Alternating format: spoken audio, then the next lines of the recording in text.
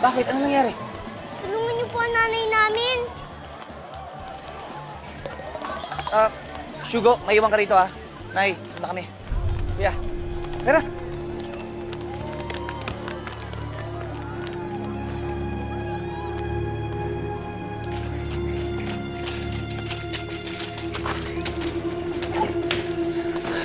Asan ang nanay niyo?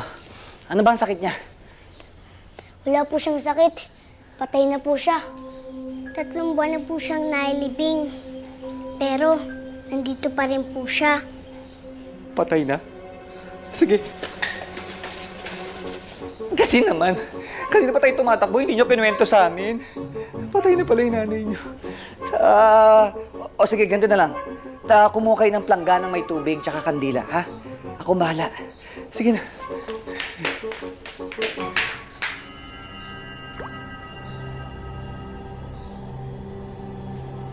Anong pangalan ng nanay niyo? Nora po.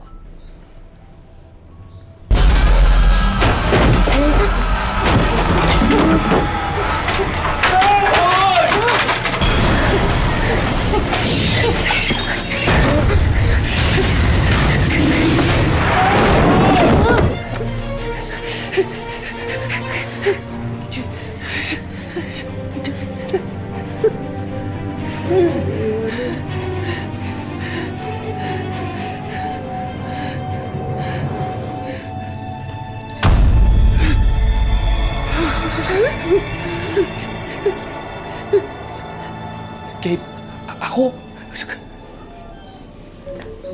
Ali, usog ka. Pati ako? Oo, sa kanan mo. Teka, bakit ba? Sabi ko wala, huwag ka muna bumalik! Usog ka dun. Nakuha mo pa maglaro? Mamaya. Bakit ba ka? Ang gulo nyo eh! Tignan nyo sa likod! Tumigay sa likod!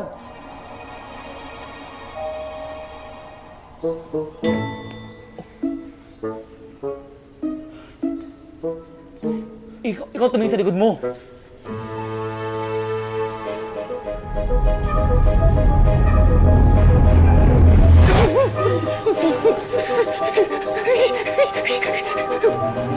Nora, nandito ako para tulungan ka. Matagal ka nang patay. Mang Kepweng.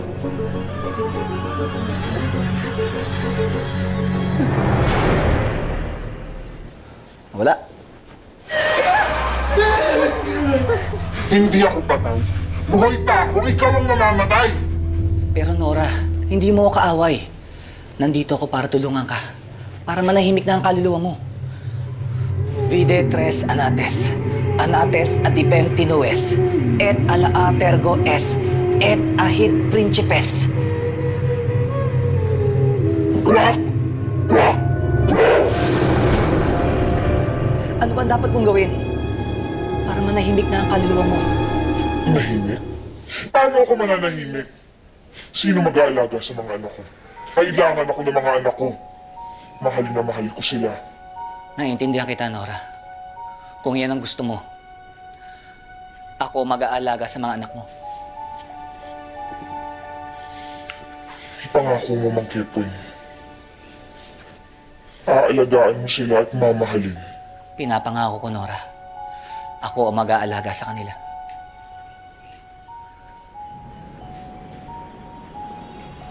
Mga anak, panahon na para magpaalam si nanay sa inyo. Huwag niyong kakalimutan, mahal na mahal kayo ni nanay.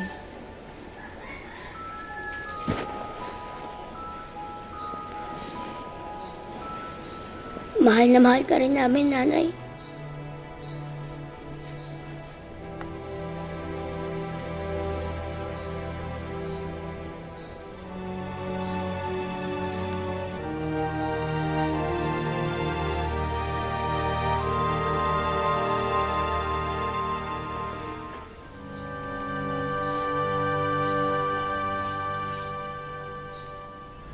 Promise, ha? Promise!